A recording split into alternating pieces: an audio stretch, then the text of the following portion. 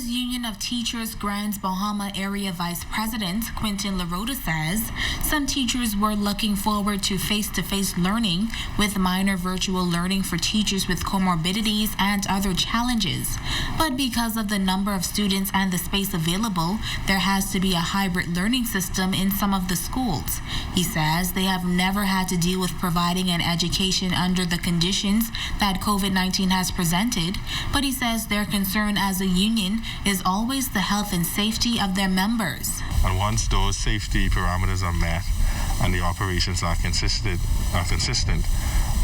with the recommendations from the Ministry of Health, then the union then will just look at how the schools are going to function.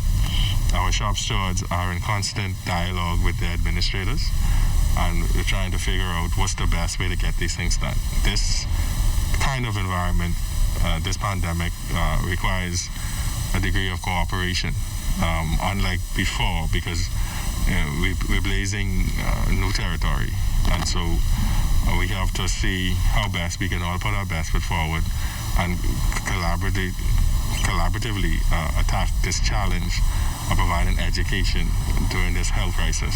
Now, as the Ministry of Education prepares to introduce a new way of learning, LaRota says teachers have mixed emotions. Some teachers are enthusiastic about seeing the children again being in the regular classroom environment.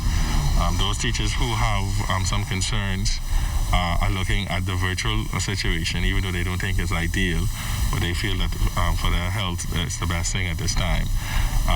The hybrid situation, I'm just starting to get feedback on it actually this morning. Some teachers have called me and said they just want face-to-face. They don't want to deal with the hybrid situation, and some are saying they understand it. It's just how it's going to develop and be worked out. How are the logistics going to be done in each school? We're trying to get it done. And there is no point of reference. There's no manual to look at as to what has been done before. And so you're blazing a new trail. LaRota says this new learning environment requires a high level of competence from administrators, which is the ability to plan and work well with teachers. And he believes this exercise will demonstrate the type of management skills that they have at the schools. And as students prepare to return to the classrooms on October 5th, LaRota says they're pleased with the repairs made to the various schools. The government has spent over $4 million trying to repair them.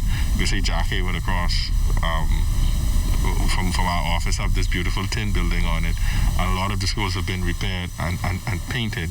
So I have not had any complaints or concerns from teachers in terms of the repairs. It's only now how are we going to collectively face this challenge and work with a situation that provides optimum education for the kids at this time, but also takes into consideration what needed to be done in terms of a safe school environment. Jamila Mizik, ZNS Network News.